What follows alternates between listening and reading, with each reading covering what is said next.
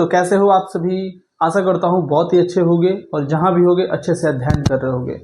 प्यारे बच्चों, हम लोग अपने वेक्टर लेक्चर की सीरीज में एकदम अंतिम पड़ाव पे पहुंच चुके हैं और अंतिम पड़ाव में हम लोग की जो लास्ट टॉपिक है उसका नाम है प्रोडक्ट ऑफ वेक्टर्स। बच्चों, प्रोडक्ट ऑफ वेक्टर्स हम लोग दो प्रकार से सीखते हैं। बेसिकली इसके दो टाइप्स हैं। पहला जो टाइप है वो है डॉट प्रोडक्ट और दूसरा जो टाइप है वो है क्रॉस प्रोडक्ट। प्यारे बच्चे, डॉट प्रोडक्ट को हम लोग दूसरे नाम से स्केलर प्रोडक्ट के भी नाम से जानते हैं। आप लोगों ने किताबों में पढ़ा भी होगा और नहीं पढ़ा तो आज आप लोग सीखेंगे भी। दूसरा क्रॉस प्रोडक्ट, जिसे हम लोग दूसरे नाम से वेक्टर प्रोडक्ट के भी नाम से जानते हैं। बच्चों, ये दोनों टॉपिक्स अलग अलग पार्ट्स में आएंगे जिससे आपकी स्ट्रेस लेवल बहुत ही कम रहे और छोटी छोटी वीडियोस मैं आपके लिए इसीलिए बना रहा हूँ कि आपकी स्ट्रेस लेवल कम रहे, आप अच्छे से बातों को सीख सके। प्यारे बच्चों, हम लोग आज के इस लेक्चर वीडियो में सबसे पहले डॉट प्रोडक्ट को ही सीखेंगे। अगले लेक्चर वीडियो में हम लोग क्रॉस प्रोडक्ट या फिर हम लोग बोल सकते हैं वेक्टर प्रोडक्ट को सीखेंगे। आइए बातों को जानते हैं, सीखते हैं, समझते हैं।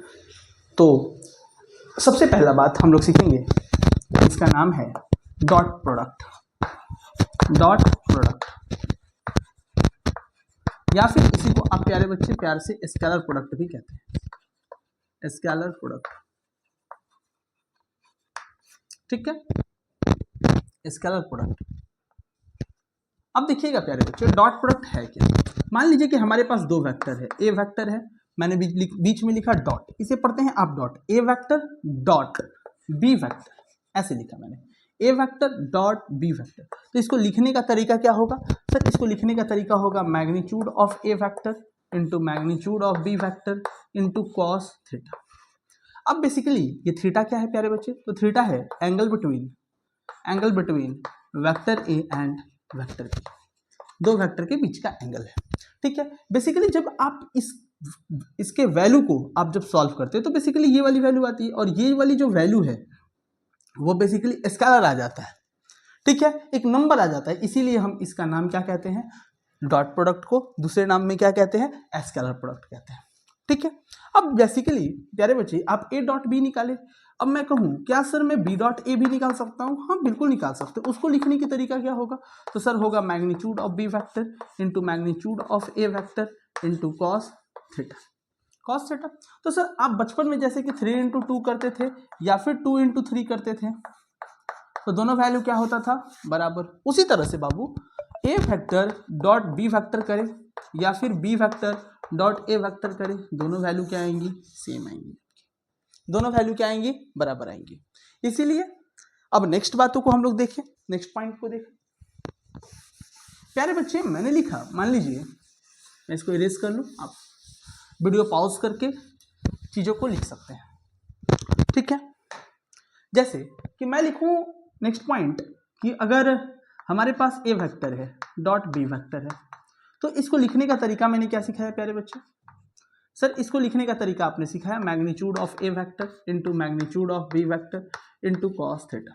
अगर प्यारे बच्चे मुझे थीटा की वैल्यू निकालनी है तो कैसे निकालेंगे? तो कॉस थीटा इक्वल टू हो जाएगा vector a dot vector b divided by magnitude of vector a into magnitude of vector b.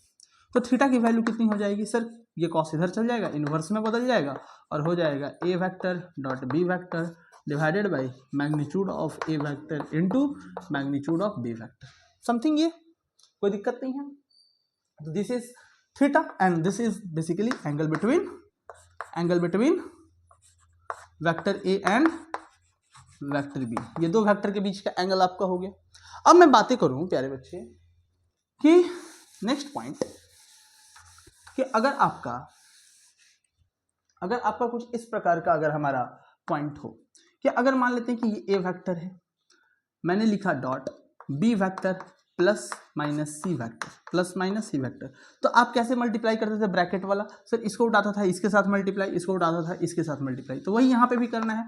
तो यहाँ पे हम लोग लिखेंगे A vector dot B vector, बीच में प्लस हो या माइनस हो, A vector dot C vector,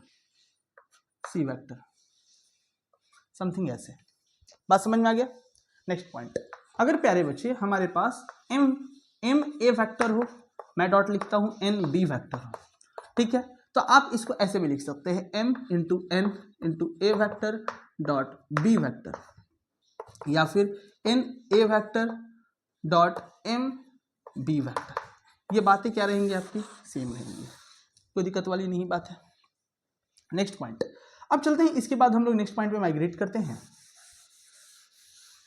मान लेते हैं प्यारे बच्चे कि हमारे पास दो वेक्टर है, वेक्टर ए है और एक वेक्टर बी है, और वो दोनों के बीच का जो एंगल है 90 डिग्री है। तो 90 डिग्री है तो ए वेक्टर डॉट आप बी वेक्टर की वैल्यू निकालिएगा, तो वो कितनी आएगी, 0। वो कैसे सर, निकालने की कोशिश करते हैं, आपको मैं दिखाऊं। तो इसको लिखूंगा कैसे, magnitude of A vector into magnitude of B vector, cos दोनों वेक्टर के बीच की एंगल सर 90, कॉस 90 की वैल्यू 0, मीन्स कंप्लीट वैल्यू हमारी सर 0, तो मीन्स ए डॉट बी की वैल्यू कितनी आ जाएगी, 0। अब चलते हैं नेक्स्ट पॉइंट, यूनिट वेक्टर के पीछे। सर मान लीजिए कि अगर हमारा आई कैप और मैं आई कैप का डॉट करूं तो कितना आएगा वैल्यू, सर आई कैप और आई कैप का डॉट करूंगा तो मान लेते हैं कि लिखूंगा magnitude of I cap into magnitude of I cap into cos कितना होगा इन दोनों के बीच का एंगल 0 डिग्री। अरे एक्स एक्सिस और एक्स एक्सिस में कितना एंगल 0 ही डिग्री ना, तो cos 0 की वैल्यू 1, और यूनिट वेक्टर का मैंने मैग्नीट्यूड बता रखा है कितना होता है 1, इसकी भी मैग्नीट्यूड 1, तो मीन्स कितनी हो जाएगी 1 गुणा 1 गुणा 1, वैल्यू कितनी आ जाएगी 1। मीन्स मैं सर आई कैप और आई कैप का डॉट करूँ तो वैल्यू कितनी आएगी 1।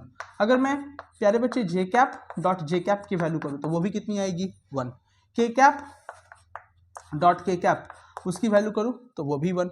लेकिन प्यारे बच्चे मैं आई कैप डॉट जे कैप करूँ तो वैल्यू दोनों के बीच का एंगल सर 0, कैसे सर, देखिए अगर ये हमारी वाई एक्सिस है और ये हमारी क्या है प्यारे बच्चे एक्स एक्सिस है, तो एक्स एक्सिस का क्या होगा बताइए हमें, सर यूनिट वेक्टर आई कैप, और वाई एक्सिस का यूनिट वेक्टर हमारा प्यारे बच्चे जे कैप, यही होता है ना, ठीक है। तो इन दोनों के बीच का एंगल कितना बना सर 90 डिग्री, तो जे कैप और आई कैप दोनों के बीच का एंगल कितना 90, तो cos 90 की वैल्यू 0, मीन्स मैं लिखूंगा magnitude of I into magnitude of J into cos 90 की वैल्यू प्यारे बच्चे 0, तो मीन्स ये कंप्लीट वैल्यू 0, ये कंप्लीट वैल्यू 0 हो जाएगी, खत्म बात।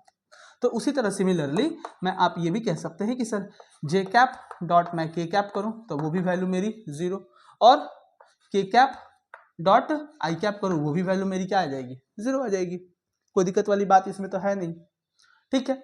अब चलिए इसके ऊपर मैं एक क्वेश्चन करता हूं, इसके ऊपर एक प्यारा सा एक छोटा सा एक क्वेश्चन करता हूं, ठीक है।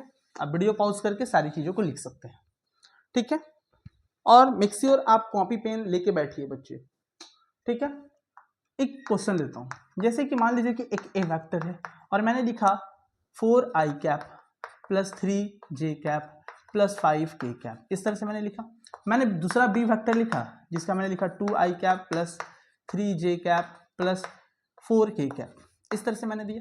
दूसरा वेक्टर है, सॉरी ये जे कैप है, मैं ये जे कैप है, तो मैंने कुछ इस तरह से लिखा, और मैं कहता हूं कि आप इसका ए वेक्टर डॉट बी वेक्टर निकाल के दिखाइए। कैसे निकालिएगा सर, निकालने का तरीका होगा कि ये पूरी वेक्टर को मैं यहाँ पे लिखूँ 4 आई कैप प्लस 3 जे कैप, मीन्स ए वेक्टर की जगह पे मैं पूरी ए वेक्टर की वैल्यू को मैं लिख रहा हूँ, ठीक है। ऐसे लिखा मैंने, बीच में लिखा मैंने डॉट, फिर पूरी बी वेक्टर की वैल्यू को मैंने लिखा 2 आई कैप प्लस 3 जे कैप प्लस 4 के कैप, मैंने लिख दिया। अब क्या करूंगा सर, आई को आई के साथ मल्टीप्लाई, सर मल्टीप्लाई करने का तरीका क्या था आपको आपके बचपन में, सर पहले को उठाता था तीनों से मल्टीप्लाई, फिर इसको उठाता था तीनों से मल्टीप्लाई, इसको उठाता था तीनों से मल्टीप्लाई, आपको यहाँ पे भी वही करना है।